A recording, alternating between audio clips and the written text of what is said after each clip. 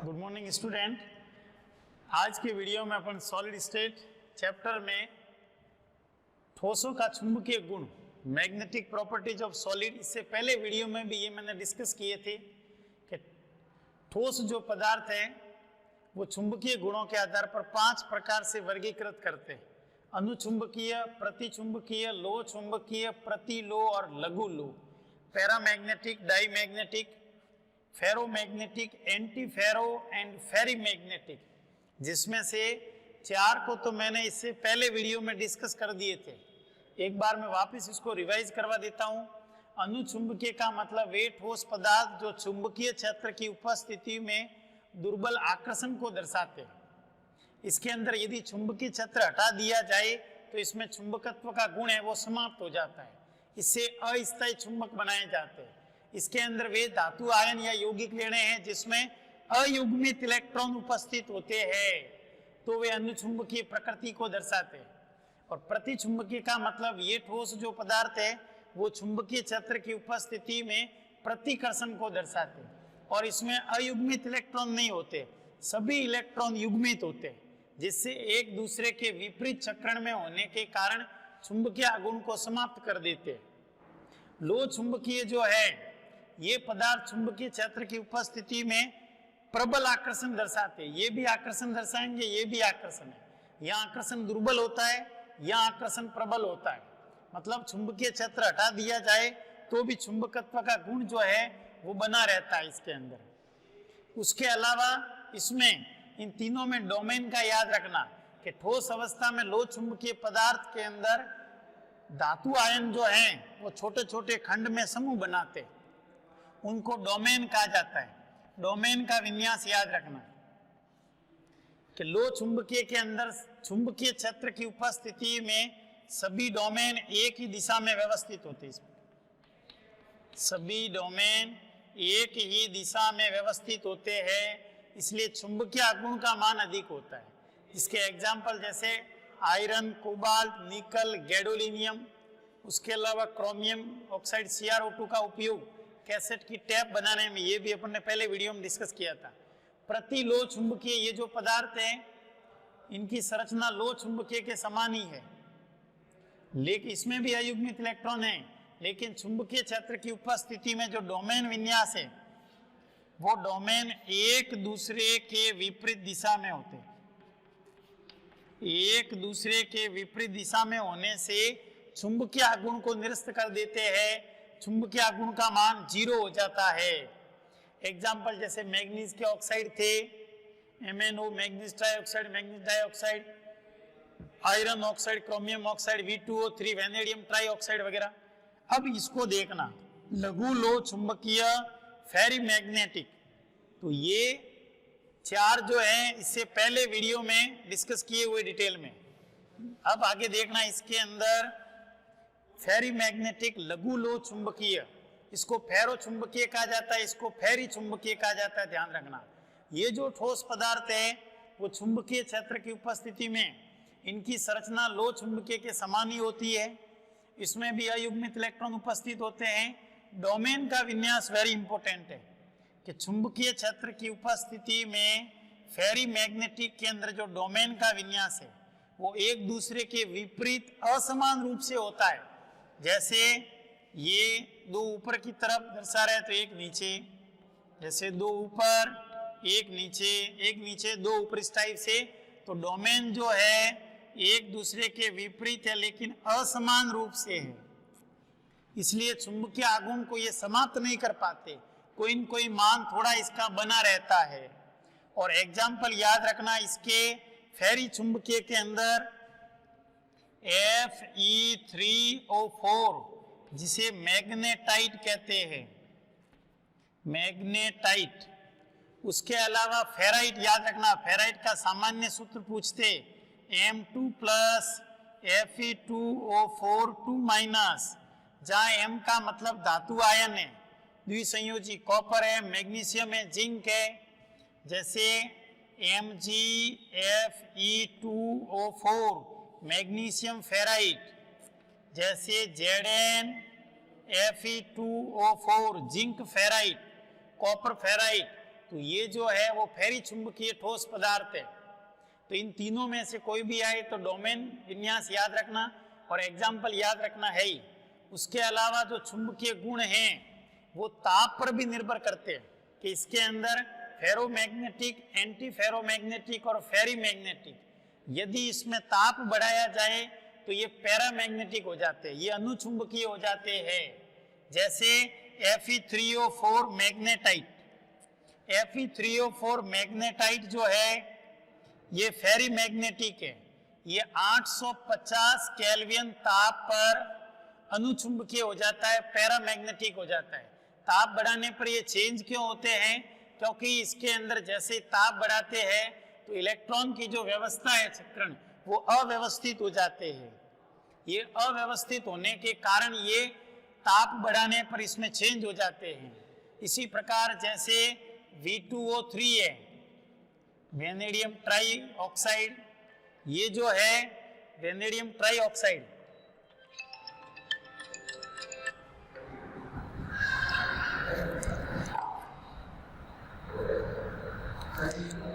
Vanadium try oxide जो है ये प्रतिलोह चुंबकीय है, एंटी फेरोमैग्नेटिक है।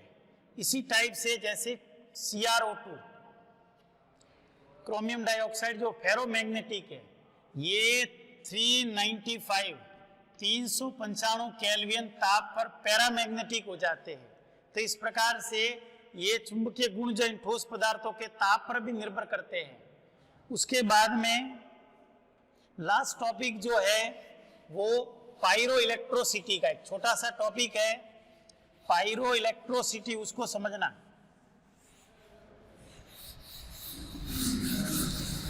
पायरो इलेक्ट्रोसिटी, पेरा विद्युतता, पेरा विद्युतता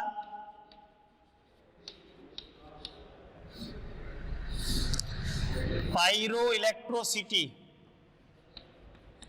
पायरो इलेक्ट्रोसिटी। अब समझना, इसमें लास्ट टॉपिक है सॉलिड स्टेट का, छोटा सा टॉपिक है। पायरो इलेक्ट्रोसिटी क्या होती है? पायरो इलेक्ट्रोसिटी जो शब्द है वो ग्रीक भाषा के फायर प्लस इलेक्ट्रोसिटी शब्द से बना है। फायर का मतलब होता है आग, इलेक्ट्रोसिटी का मतलब है विद्युतता या विद्युत। मतलब कुछ ठोस पदार्थ ऐसे हैं जिनके क्रिस्टल को गर्म करने पर या ताप बढ़ाने पर उसके अंदर विद्युत क्षेत्र उत्पन्न होता है, अस्थायी वोल्टता उत्पन्न हो जाती है। तो उन पदार्थों के इस गुण को पराविद्युतता कहा जाता है, पायरो इलेक्ट्रोसिटी कहते हैं। कि कुछ ठोस पदार्थ के ऐसे क्रिस्टल जालक जिनको गर्म या ठंडा किया जाए तो उसमें अस्थायी वोल्टता उत्पन्न होती है, विद्युत क्षेत्र उत्पन्न हो जाता है, उसके अंदर विद्युत ध्रुवणता जो है वो परिवर्तित हो जाती है, तो उसको पराविद्युतता कहा जाता है, पायरो इलेक्ट्रोसिटी। अब ऐसे कुछ पदार्थ जो पायरो इलेक्ट्रोसिटी शो करते हैं, एग्जाम्पल के लिए गैलियम नाइट्राइड, सीजियम नाइट्रेट, जैसे LiTaO4, लिथियम टेंथेलेट, जैसे पॉलीवाइनिल फ्लोराइड, फेनिलपिरिडिन के व्युत्पन्न, ये कुछ जो यौगिक है इनके क्रिस्टल जालक को गर्म किया जाए तो गर्म करने पर उसके अंदर विद्युत क्षेत्र उत्पन्न होता है, अस्थायी वोल्टता उत्पन्न होती है, तो ये पायरो इलेक्ट्रोसिटी पराविद्युतता के गुण को दर्शाते हैं। इसमें क्या होता है, जैसे इसी ठोस पदार्थ का कोई भी क्रिस्टल है, ये जैसे लिथियम टेंथेलेट का क्रिस्टल है या सीजियम नाइट्रेट का कोई भी क्रिस्टल है, इस क्रिस्टल जो है इस पूरे क्रिस्टल को गर्म किया जाता है। इस पूरे क्रिस्टल में गर्म करते हैं, इस पूरे क्रिस्टल का ताप बढ़ाते हैं और फिर इसके अंदर इलेक्ट्रोड लगा देते हैं, इसके अंदर विद्युत क्षेत्र उत्पन्न होता है, अस्थायी वोल्टता उत्पन्न हो जाती है, उस यौगिक की विद्युत ध्रुवणता है वो परिवर्तित हो जाती है, तो ये पायरो इलेक्ट्रोसिटी को शो करते हैं। ध्यान रखना, एक और शब्द होता है ताप विद्युतता, ताप विद्युतता जिसको थर्मो इलेक्ट्रोसिटी कहते हैं, थर्मो इलेक्ट्रोसिटी। कई बार ध्यान रखना, कई जने पराविद्युतता और ताप विद्युतता को एक ही मानते हैं, इसमें माइनर सा चेंज है, वो ध्यान रखना।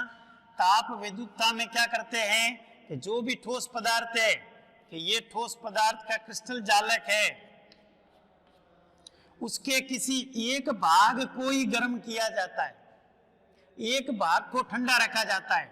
जैसे इसका ताप T1 है, इस भाग का ताप T2 है, मतलब तापांतर बना रहता है इन दोनों के बीच में। इसमें संपूर्ण क्रिस्टल को गर्म किया जाता है। पायरो इलेक्ट्रोसिटी के अंदर संपूर्ण क्रिस्टल को गर्म करते हैं और उसके बाद में इसमें विद्युत क्षेत्र उत्पन्न हो जाता है।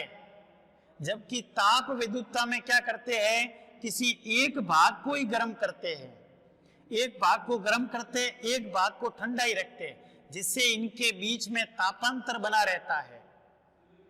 इसलिए ध्यान रखना, इसमें अस्थायी वोल्टता उत्पन्न होती है, जबकि इसमें स्थायी वोल्टता उत्पन्न होती है।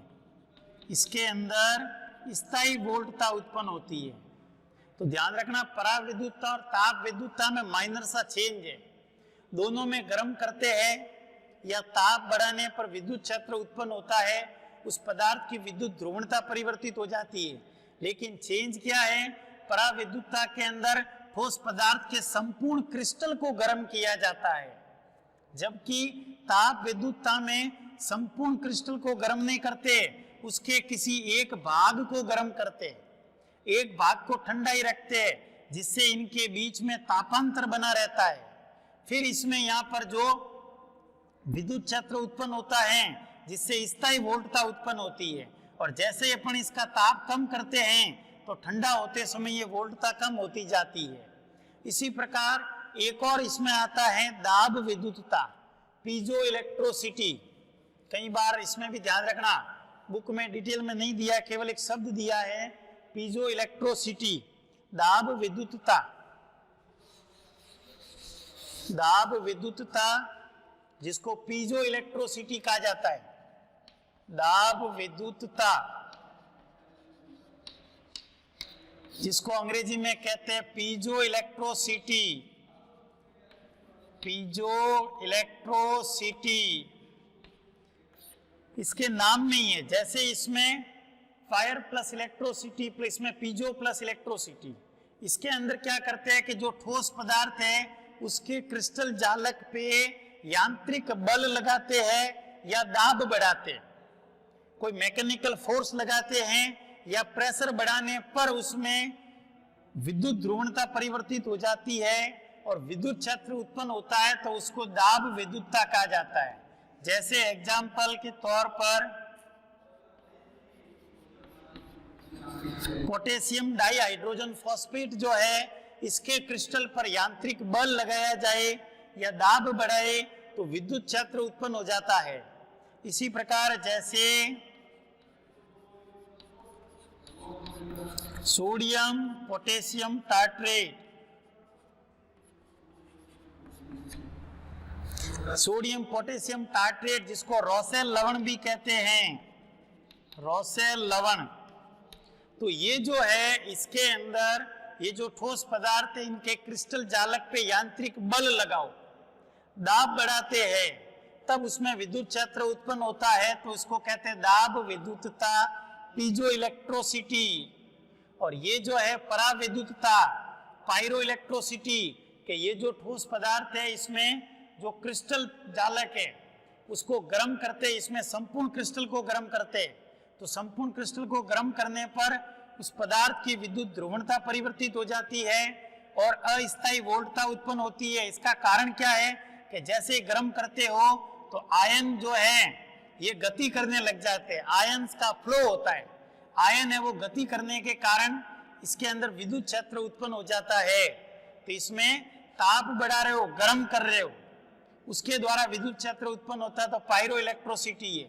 और ताप विद्युतता थर्मो इलेक्ट्रोसिटी में ध्यान रखना, ठोस पदार्थ के क्रिस्टल जालक के एक भाग को ही गर्म किया जाता है, एक भाग को ठंडा रखा जाता है, जिससे उसमें तापांतर रहता है, तो स्थायी वोल्टता उत्पन्न होती है, तो वो थर्मो इलेक्ट्रोसिटी है। जबकि इसमें संपूर्ण क्रिस्टल को गर्म करते हैं और इसमें मैकेनिकल फोर्स लगाते हैं, प्रेशर बढ़ाते हैं, तब इसके क्रिस्टल जालक में विद्युत क्षेत्र उत्पन्न होता है, तो ये दाब विद्युतता है। इसको समझाने के लिए एनसीईआरटी बुक में एक ट्रायंगल भी बना हुआ है कि त्रिभुज के अंदर 3 कोने होते हैं और तीनों कोने जैसे ऊर्जा को बताता है। ये कोना तापीय ऊर्जा को बताता है, थर्मल एनर्जी। ये कोना जैसे विद्युत ऊर्जा को बताता है, इलेक्ट्रिक एनर्जी। और ये गतिज ऊर्जा को बताता है जैसे काइनेटिक एनर्जी। तो ये जो कोने हैं कि ताप बढ़ाने पर विद्युत क्षेत्र उत्पन्न हो रहा है, ये तापीय ऊर्जा और विद्युत ऊर्जा, ये पायरो इलेक्ट्रोसिटी को बताते हैं। पायरो इलेक्ट्रोसिटी पराविद्युतता को बताते हैं, जिसमें गतिज ऊर्जा में कोई परिवर्तन नहीं हो रहा है। और इसके अंदर क्या होता है कि जैसे दाब लगाते हैं, यांत्रिक बल लगाते हैं, तो कंपन वाइब्रेशन के कारण बॉन्ड टूटते हैं। तो यहाँ पर गतिज ऊर्जा और विद्युत ऊर्जा, ये जो 2 कोने हैं, ये पीजो इलेक्ट्रोसिटी को बताते हैं, दाब विद्युतता को, जिसमें ऊष्मा में कोई परिवर्तन नहीं होता है, थर्मल एनर्जी में कोई चेंज नहीं होता। तो थर्मल एनर्जी और इलेक्ट्रिक एनर्जी, ये 2 कॉर्नर है, वो पायरो इलेक्ट्रोसिटी को शो करते हैं। और काइनेटिक एनर्जी और इलेक्ट्रिकल एनर्जी, ये जो 2 कॉर्नर हैं, वो पीजो इलेक्ट्रोसिटी को शो करते हैं। उसके अलावा इसमें थोड़ी सी हिस्ट्री भी दे रखी है, उसको भी ध्यान रखना कि इसके अंदर पायरो इलेक्ट्रोसिटी की हिस्ट्री क्या है, उस हिस्ट्री को भी ध्यान रखना। हिस्ट्री के लिए कुछ साइंटिस्ट है, उन साइंटिस्ट के नाम भी याद रखना। इसकी हिस्ट्री भी देखते हैं। सबसे पहले 314 बीसी में, 314 ईसा पूर्व एक वैज्ञानिक था, थियोफ्रास्टस।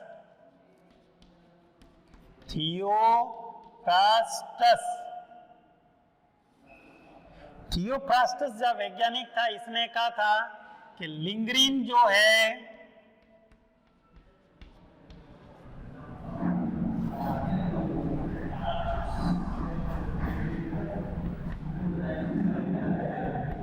ये 314 ईसा पूर्व जो बीसी के अंदर थियोफ्रास्टस ने कहा कि लिंगरीन जो पदार्थ है, लिंगरीन ये जो है वो आकर्षण का गुण होता है इसके अंदर, कि ये जो लिंगरीन है वो लकड़ी के बुरादे को अपनी ओर खींचता है।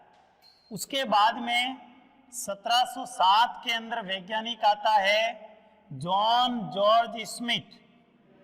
जॉन जॉर्ज स्मिथ ने इसकी पुनः खोज की और बताया कि गर्म राख जो है वो पत्थर से आकर्षित होती है, ठंडी राख जो है वो पत्थर से आकर्षित नहीं होती। मतलब एक प्रकार से अट्रैक्शन प्रॉपर्टीज को इसने बताया।